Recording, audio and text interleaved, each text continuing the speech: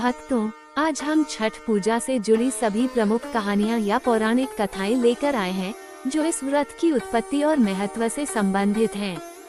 ये कथाएं लोक परंपरा में पीढ़ियों से सुनाई जाती रही हैं। हे छठी मैया, हे सूर्य देव, जो भी भक्त इस चैनल को लाइक, शेयर और सब्सक्राइब करें, उस भक्त की सारी मनोकामनाएं पूरी करना, उस भक्त पर अपनी कृपा हमेशा बनाए रखना। आइए भक्तों, अब और देर न करते हुए वीडियो को शुरू करते हैं। पहली कथा सूर्य देव और छठी मैया की कथा का है। प्राचीन काल में सूर्य देव की उपासना को अत्यंत महत्वपूर्ण माना गया है। कहा जाता है कि सूर्य देव की बहन छठी मैया ही हैं। वे संतान की रक्षा करने वाली देवी मानी जाती हैं। जब पृथ्वी पर पाप बढ़ गया और लोग कष्ट झेलने लगे, तब छठी मैया ने लोगों को बताया कि यदि वे नियम, संयम और श्रद्धा से सूर्य उपासना करें तो सभी दुख दूर हो सकते हैं। तब से सूर्य की उपासना और छठी मैया की आराधना का ये व्रत आरंभ हुआ। दूसरी कहानी राजा प्रियव्रत और मालिनी की कथा है। राजा प्रियव्रत सूर्यवंश के राजा थे, लेकिन उन्हें संतान प्राप्ति नहीं हो रही थी। उन्होंने मुनियों की सलाह पर यज्ञ कराया।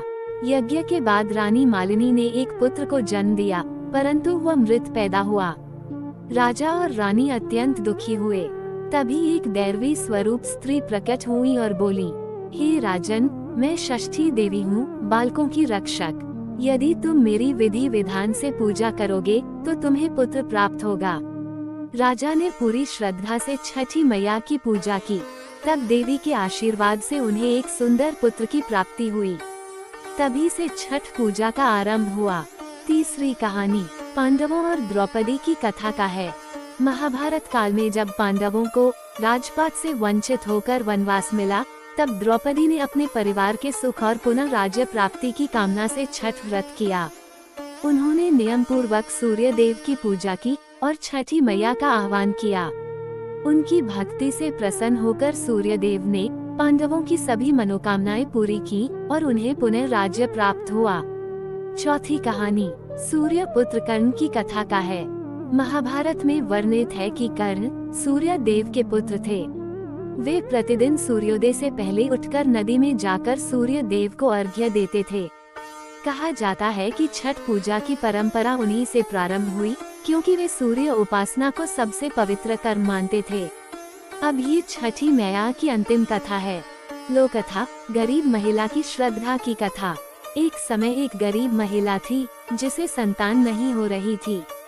गांव की स्त्रियों ने उसे छठी मैया का व्रत करने को कहा। उसने मन, वचन और कर्म से छठी मैया की पूजा की, भले ही उसके पास पूजन का सामान बहुत कम था।